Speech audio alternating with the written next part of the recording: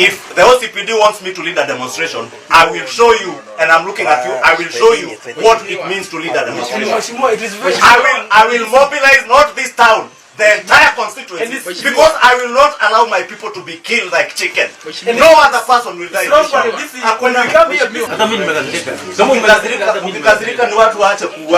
many people are going to die? Anatuambia tunataka ati tunatafuta maiti. How many people? How many are you going to kill? No. Hey, ladies and gentlemen, thank you so much for tuning in to this wonderful section. Of course, today mambo inaendelea kuwa moto zaidi na zaidi.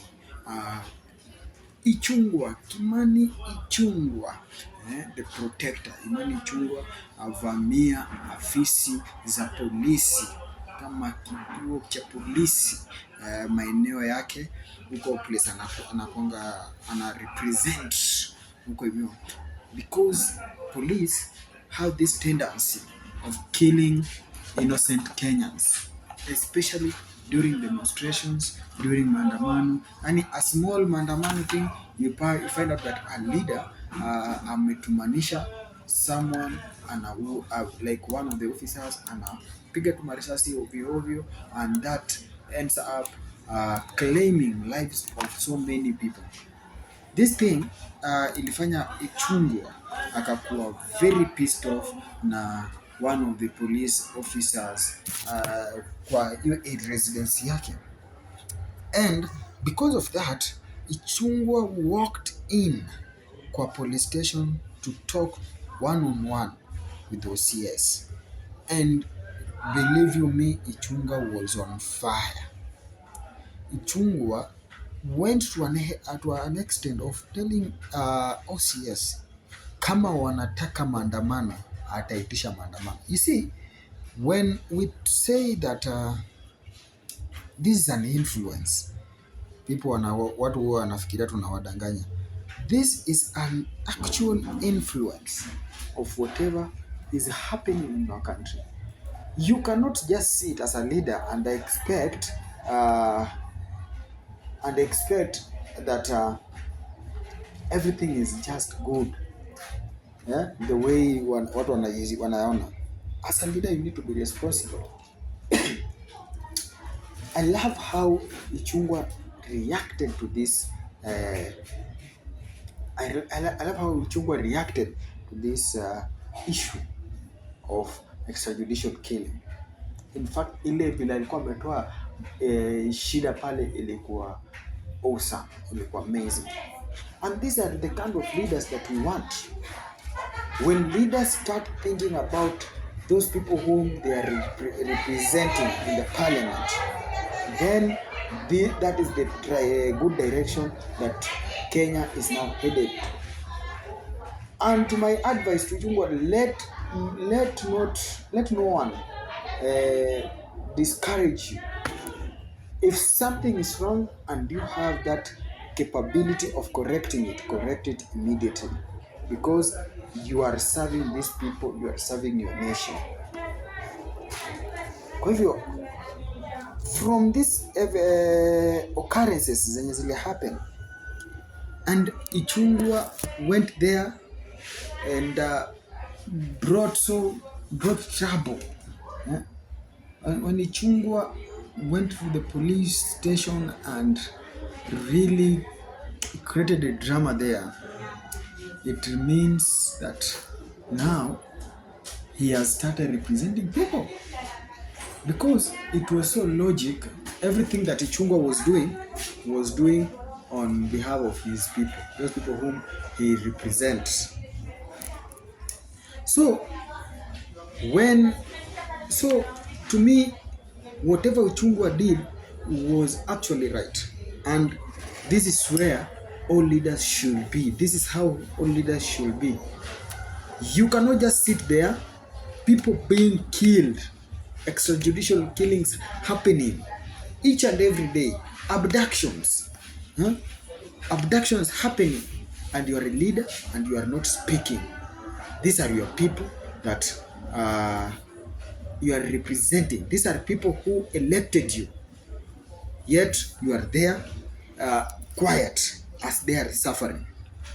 In fact, if all MPs, if all members of parliaments can act in such a manner and say no to excess taxation, say no to abductions, say no to extrajudicial killings, then it means that our society is growing, our democracy is strengthening more and more. As Kenyans, whatever we should be doing is making these leaders become more responsible. You see, from Gen Z's maandamano, now leaders have decided to be responsible. And this is what we want as Kenyans. Fellow Kenyans, before we wind up, before we finish, I will also want to tackle some few elements in different leaders. You see, we should stop this politics of division. The politics of tribalism is what we should stop. Let us be that when you lose elections or when you lose against your opponent, let it be that you perform your oversight functions and role. Whatever I was expecting is that now the Azimio people should now be performing their oversight role. Besides, they joined hand with the government. And even those people who were killed, like Rek Masai was brutally killed. And everyone knows what happened to that case. The officer that claimed, the officer that took away the healthy life of Rex Masai is free. We saw that proceeding in court when he was being asked, where were you during this time of the day? He said that he was not in that place. When the judge asked him, we are seeing that the last call you made it around that place. The officer went on disagreeing, denying the claims, saying that he left, he stopped using that line since how many years ago? It was 2013 or 14. So you can see clearly that there is this unit that was formed.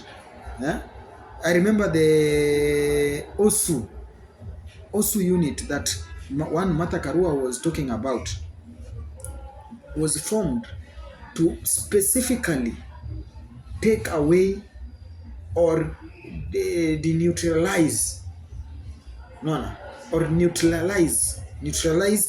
all those people who are against those vocally against the government. Like Gachagua was saying that these people who wanted to injure him in Limuru, they are government machineries, they're government assassins. So, as Kenyans, when leaders start behaving like ichungwa, knowing the worth and the value of life, then they will never allow police to exercise any brutality.